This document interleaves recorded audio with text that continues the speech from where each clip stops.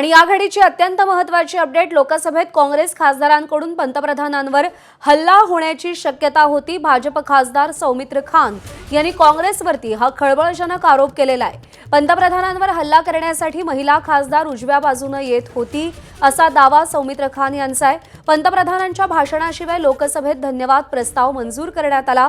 काल पंतप्रधान नरेंद्र मोदी लोकसभेत बोलणार होते, पण विरोधकांच्या गदारोळामुळे पंतप्रधानांचं भाषण लोकसभेमध्ये झालेलं नाही। राष्ट्रपतींच्या अभिभाषणावरती पंतप्रधान नरेंद्र मोदी बोलणार होते, पण विरोधकांचा गदारोळ पाहता हे भाषण काल होऊ शकलेलं नाही। दरम्यान पंतप्रधानांवरती काँग्रेसचे खासदार हल्ला करणार होते असा खळबळजनक आणि गंभीर आरोप भाजपचे खासदार सौमित्र खान यांनी काँग्रेसवरती केलेला आहे। ही दृश्य आहेत लोकसभेतली कालची। काल पोस्टरबाजी करण्यात आली, घोषणाबाजी करण्यात आली, मोठ्या प्रमाणात गदारोळ झाला आणि त्यानंतर पंतप्रधान नरेंद्र मोदी यांचं भाषण लोकसभेमध्ये होऊ शकलं नाही आणि याच सगळ्यावरून भाजप खासदार सौमित्र खान यांनी काँग्रेसवरती खळबळजनक आरोप केलेला आहे। पंतप्रधानांवरती हल्ला करण्यासाठी महिला खासदार उजव्या बाजूने येत होत्या असा दावा सौमित्र खान यांनी केलेला आहे। पंतप्रधानांच्या भाषणाशिवायच लोकसभेत धन्यवाद प्रस्ताव मंजूर करण्यात आलेला आहे। लोकसभा आणि राज्यसभेचं कामकाज सध्या खूप जास्त गाजतंय। राहुल गांधी यांचं भाषण, त्यांनी केलेले आरोप, भारत अमेरिका व्यापार करार, हे सगळे मुद्दे या सध्या संसदेच्या अधिवेशनाच्या केंद्रस्थानी दिसत आहेत। इस वक्त मेरे साथ मौजूद हैं बीजेपी के सांसद सौमित्र खान। सौमित्र जी, कल जो प्रधानमंत्री को लोकसभा में बोलना था, नहीं बोले, विपक्ष कह रहा है कि डर गए, हुआ क्या था? एक्चुअली प्रधानमंत्री जी का ऊपर देश आगे बढ़ रहा है, इतना डेवलप हो रहा है, लेकिन कुछ भी मोदी जी का जो सपोर्टर है वो भी बढ़ रहा है हर दिन। उसके बाद जो कुछ भी नहीं कर पा रहा है, डीप टेस्ट भी नहीं कर पा रहा है, तो उसके बाद महिला देखिए मोदी जी को आक्रमण करने के लिए तैयार है। हम तो चाहता हूं ये विरोधी पक्ष, हमको लग रहा है ये जैसे विरोधी पक्ष चल रहा है ऐसे मोदी जी को मारना दे। ये लोग मारने के लिए षड्यंत्र कर रहे हैं। ये काल जो हुआ है, जो जैसे जा रहा था, हमको तो लग रहा था मोदी जी को मारने के लिए लोग जा रहा था, तो उसी लोग को सिक्योरिटी चेक होना चाहिए। विरोधी पक्ष क्या लेके आ रहे हैं, इसे चेक होना चाहिए। ऐसा क्या था? ऐसा हाउस में क्या हो रहा था कि आपको लगा कि प्रधानमंत्री को कोई मार देगा? अरे वो लोग तो ही क्या बात है, जब मोदी जी को हटा तो सब कुछ हो जाएगा। ये लोग विरोधी पक्ष का राजनीति में कुछ नहीं, अभी मोदी जी को मारने के लिए कोशिश कर रहे हैं। तो सदन में ऐसा क्या हो रहा था? आप क्या कह रहे हैं कि महिलाओं को क्या हो रहा था वहाँ पर? महिला तो जाके महिला नहीं, महिला के साथ जेंट्स एमपीज भी था, तो वहाँ पे जाके हम लोग उसका सदन लेफ्ट साइड में है, लोग राइट साइड में क्यों आ रहे थे? क्योंकि मोदी जी का आक्रमण करने के लिए, प्रधानमंत्री को हो सकता है। इसमें विरोधी पक्ष जो कर रहे हैं और ठीक नहीं कर रहे। हम तो रिक्वेस्ट यही किया है, हम लोग जाके स्पीकर को, क्यों आपका सबका हर भी सिक्योरिटी ज्यादा होना चाहिए विरोधी पक्ष का। नहीं, लेकिन क्योंकि मैं बार बार सवाल इस वजह से पूछा हूँ, देश के प्रधानमंत्री के ऊपर आप कह रहे हैं कि हमला करने के लिए लोग राजनीति नहीं कर पा रहे। ये लोग राजनीति नहीं कर पा रहे। मोदी जी का सपोर्टर और भी बढ़ रहे हैं, क्योंकि देश बुलेट ट्रेन चलेंगे, देश आगे बढ़ेंगे, ये लोग नहीं देख पा रहे। वो सही है, लेकिन प्रधानमंत्री के ऊपर सदन के अंदर हमला हो सकता है क्या? अरे ये लोग सब कुछ कर सकते हैं, इसलिए विरोधी पक्ष को प्लेकार्ड से लेके जो भी घुसेगा सबको सस्पेंड करना चाहिए। तो बस तो इसी वजह से क्या प्रधानमंत्री जो सदन में फिर कल नहीं? देखिए हम लोग तो मांगा हूँ कल, जेगेसी हमारा लीडर ट्रिनिटी साहब जो था उसका भी ऊपर आपका लीवलेट फेंक रहा था। ऐसे नहीं होना चाहिए।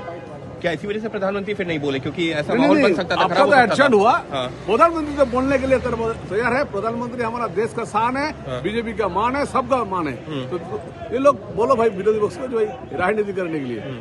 तो साफ तौर पर एक गंभीर आरोप लगाते हुए बीजेपी सांसद सौमित्र खान कि प्रधानमंत्री के ऊपर सदन में हमला हो सकता था, इस वजह से जो है ऐसा माहौल बन गया था। महिला सांसदों को आगे कर दिया गया था, वहां पर पुरुष सांसद आ गए थे और प्रधानमंत्री उस दौरान सदन में होते तो उनके ऊपर किसी भी तरीके का हमला हो सकता था। एक गंभीर आरोप लगाते हुए बीजेपी सांसद सौमित्र खान। अंकित गुप्ता, एबीपी न्यूज, दिल्ली।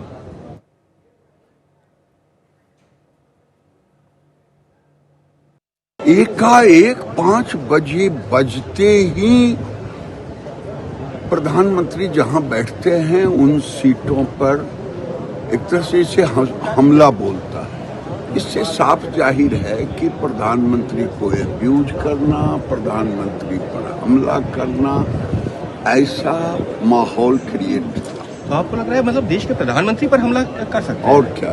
तो वहाँ वो जिस ढंग से व्यवहार करने गए थे, क्या पूजा करने के लिए गए थे? और इनको इतना घृणित योजना और काम करने की जरूरत क्या थी? अब ये कौन बना रहा था, किसने योजना बनाई? कुछ लोग कहते हैं प्रियंका जी, कुछ लोग कहते हैं वो। लेकिन आखिर प्रधानमंत्री के ऊपर हमला कोई क्यों करेगा? वो तो देश के प्रधानमंत्री है ना। ये पागलपन अगर सवार हो अबोध बालक को तो क्या पता। एक बार याद नहीं है पुराने संसद में वो प्रधानमंत्री के गले पड़ गए जी। तो गले पड़ गए, हो सकता था वो लेकर के बैठ जाते। ये कुछ भी हरकत करवा सकते। सगळ्या संदर्भात अपडेट जाणून घेऊया। सोमेश कोलगे आपले प्रतिनिधी आपल्या सोबत आहेत। सोमेश, केंद्रातल्या दोन मंत्र्यांनी, दोन नेत्यांनी हे गंभीर आरोप केलेले आहेत। विरोधी पक्षाचा पंतप्रधानांवरती हल्ला करण्याचा प्रयत्न होता। नेमकं लोकसभेत काय घडलं, काय परिस्थिती उद्भवली होती, काय अपडेट्स आहेत या संदर्भात? थोड़ा सा थांबवते सोमेश, राहुल गांधींची प्रतिक्रिया पाहूया। भैया राहुल जी ने ये बोला सर, उसमें भी हमने पूछा, कभी नहीं पूछा, उसमें भी पूछा, कभी नहीं पूछा, 2 दिन से पूछ रहे हैं सर, कभी नहीं पूछा आपने लाइव पे सर, 2 दिन से पूछ रहे हैं सर। एकदा जाऊया, सोमेश कोलगे आपल्या सोबत आहे। सोमेश,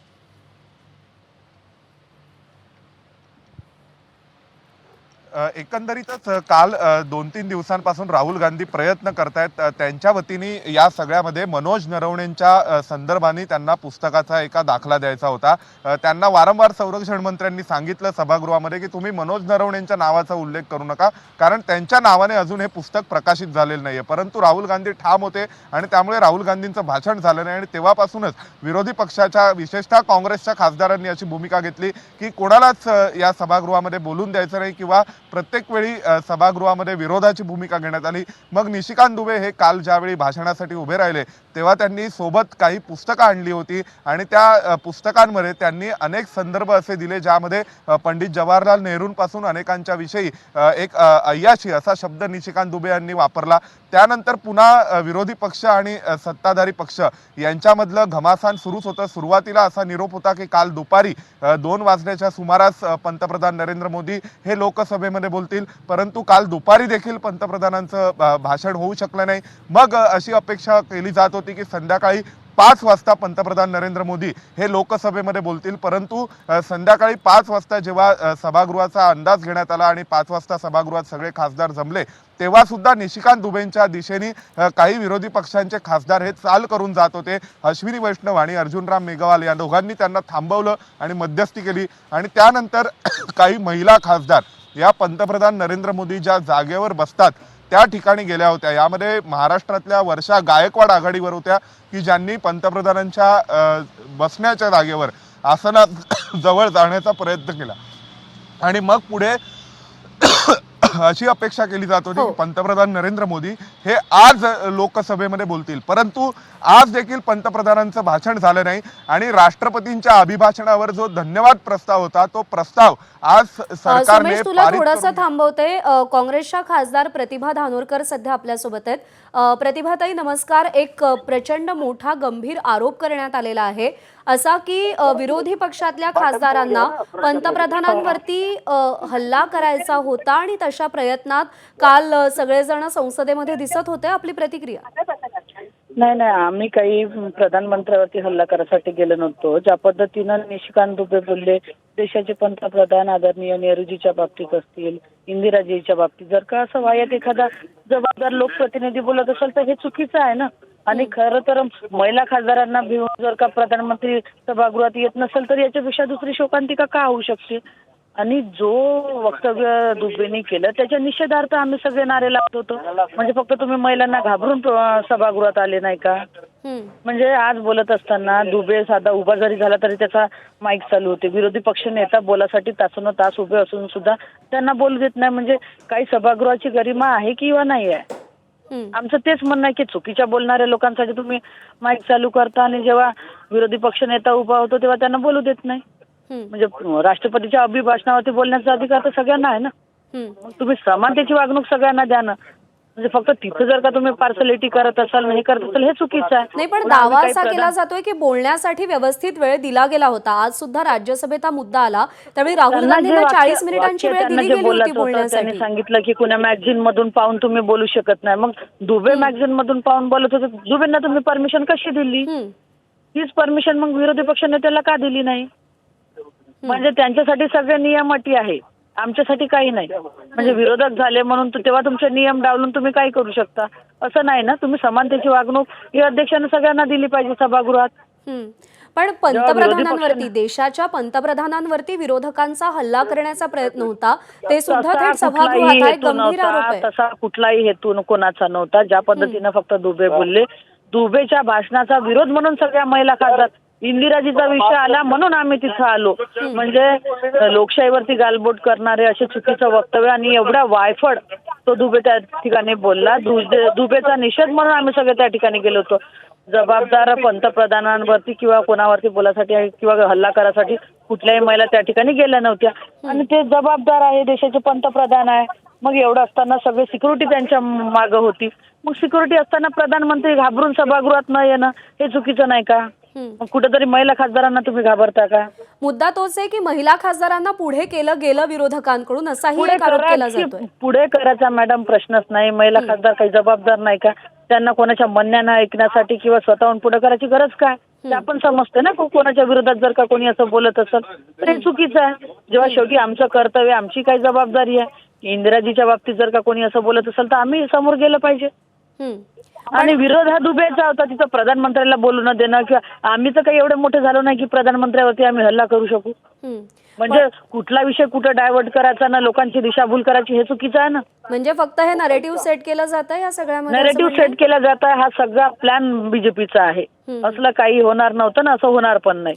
पण असं आहे प्रतिभाताई की या सगळ्या गोंधळामुळे या सगळ्या गोंधळामुळे पंतप्रधानांचं भाषण होऊ शकलं नाही आणि त्यांच्या भाषणाशिवायच धन्यवाद प्रस्ताव गेला. हिंमत होती त्यांच्यात तर त्यांनी येऊन भाषण करायला पाहिजे होतं. एवढी सिक्युरिटी होती, त्यांना कोण अडवलं असतं? प्रोटेक्शन मध्ये येऊन भाषण करायला पाहिजे होतं. जी, म्हणजे विनाकारण महिला खासदारांवरती काही आरोप करायचे आणि तुम्ही महिला खासदार हल्ला करणार होत्या म्हणून आम्ही सभागृहात आलो नाही असं नेरेटिव्ह पसरण्यात काही अर्थ नाही. निशिकांत दुबे यांच्या वक्तव्याबद्दल तुमचा विरोधकांचा तुमच्या मनामध्ये हो, सगळा आमचा रोष आहे. सगळ्यांचा विरोध होता.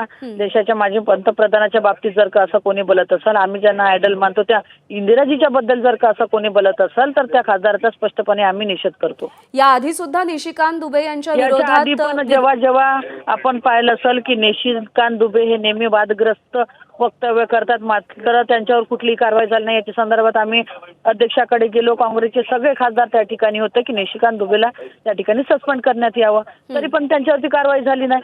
आणि आमचे खासदार जेव्हा बोलण्यासाठी अध्यक्षाच्या तिथं वेलमध्ये गेले, आमच्या सगळ्या 8 लोकांना त्या ठिकाणी निलंबित करण्यात आलं.